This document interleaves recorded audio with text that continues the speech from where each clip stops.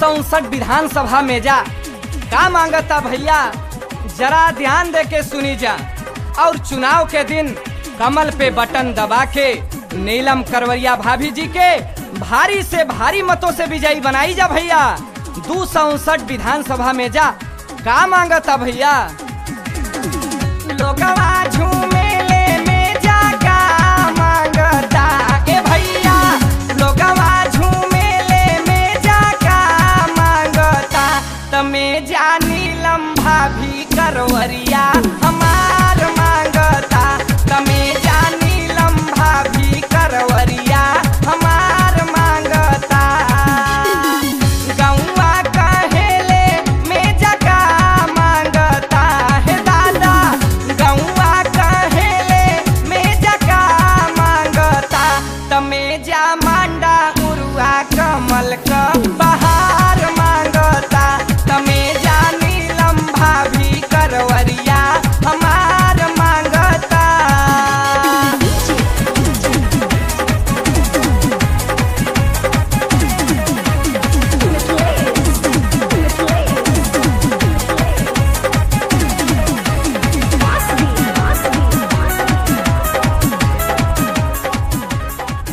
मेजा कबा इहे पुकार नीलम भाभी अब की बार। कमल का बटन दबाव नीलम भाभी के जिताव। उदय भान करवरिया संगवा कंधा से कंधा मिलाव। कमल का बटन दबाव नीलम भाभी के जिताव। उदय भान करवरिया संगवा कंधा से कंधा मिलाव। दिलवा चाहेले में जका मांगता है छोटू चाचा। दिलवा चाहेले में जका मांगता। तमे जा बीजेपी का प्यार बेसुमार मांगता। तमे जा नीलम भाभी करवरिया हमार मांगता।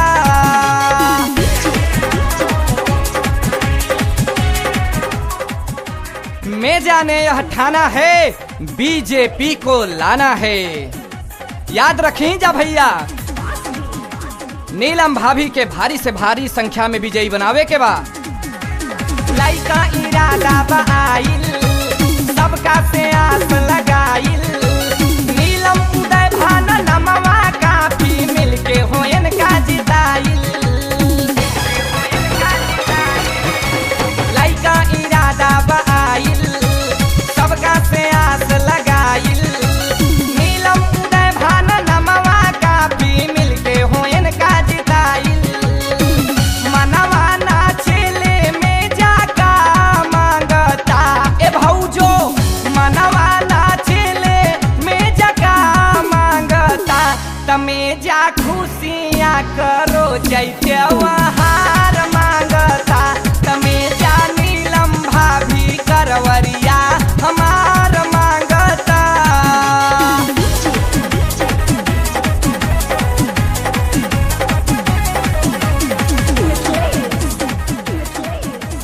मेजा का 84 शान नेता नीलम उदय भान। नीलम भाभी के भारी से भारी संख्या में कमल पे बटन दबा के विजयी बनाई जा भैया। हाथ जोड़ के विनती बात आप लोगन से। लैया वजा यहाँ बेरिया नीलम भाभी करवरिया। चाचा चाची दादा दादी सुना हो कैदा कमल पे नजरिया। लैया वजा यहाँ बेरिया नीलम भाभी करवरिया। चाचा चाची दादा दादी सुना हो कैदा कमल पे नजरिया। सूजित गावेले में जका मांगता ए सैया। मंजित गावेले में जका मांगता। तमे जा विश्वास कमल का भरा